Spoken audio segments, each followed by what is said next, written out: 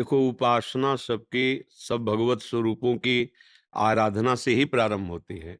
जितने भी हमारे भगवत स्वरूप हैं सब विराजमान होते हैं लगभग-लगभग प्रारंभ में। धीरे-धीरे जब उपासना का रंग आता है, तो फिर इष्ट आसक्ति प्रकट होती है। ये गुरु कृपा पात्रों में होती है। अपने अनुसार भगवत स्वरूपों को विराजमान करके आराधना करना मंगलमय है, लेकिन परमार्थ की सिद्धि गुरु कृपा से होती है। गुरु कृपा से उपासना का सांगोपांग स्वरूप प्रकाशित होता है। सांगोपांग स्वरूप कहते हैं गुरु प्रदत्त मंत्र, गुरु प्रदत्त ग्रंथ, गुरु प्रदत्त कंत। कंत माने होता है इष्ट। जब ग्रंथ, पंथ, कंत, मंत्र ये गुरु प्रदत्त होता है, फिर अब हमारी रुचि की बातें वहां नहीं रह जाती कि हमारी रुचि इनमें भी है, इनमें भी है, इनमें भी, इनमें भी। फिर होता है गुरु ने जो हमें उपासना दी, जो मंत्र दिया, जो उपास्य देव दिए, अब हमें उनमें रति करनी है। अब यहां से प्रेम मार्ग शुरू होता है। वो निषेध नहीं है, बंधनी है, पर उतना ही नहीं है।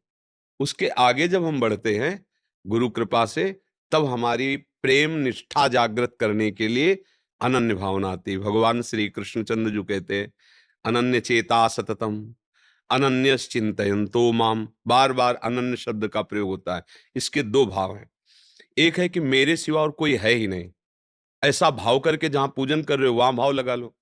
दूसरी बात यह है कि जितने भी तुम रूप देख रहे हो, जितने भी रूप, सब एक ही परब्रह्म परमात्मा तत्व के हैं, और उनको हमारे गुरुजी ने कहा है कृष्ण नाम है, उनको गुरुजी ने कहा है राम नाम है।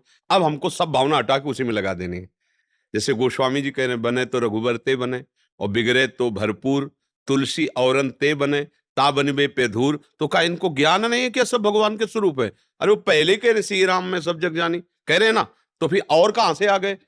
गोस्वामी जी कह रहे ना, बने तो रघुबर ते बने, बिगड़े तो भरपूर, तुलसी औरन ते बने।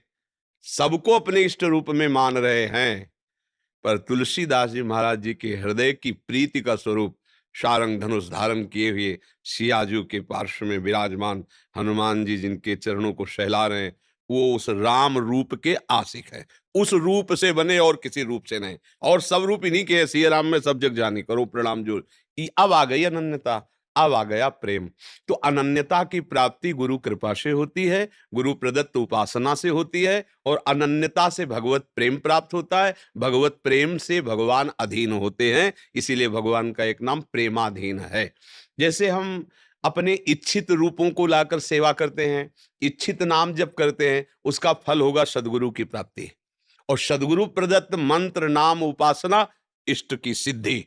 बिना गुरु के वचनों पर चले आज तक किसी को भगवत सिद्धि नहीं मिली, भगवत प्रेम नहीं मिला।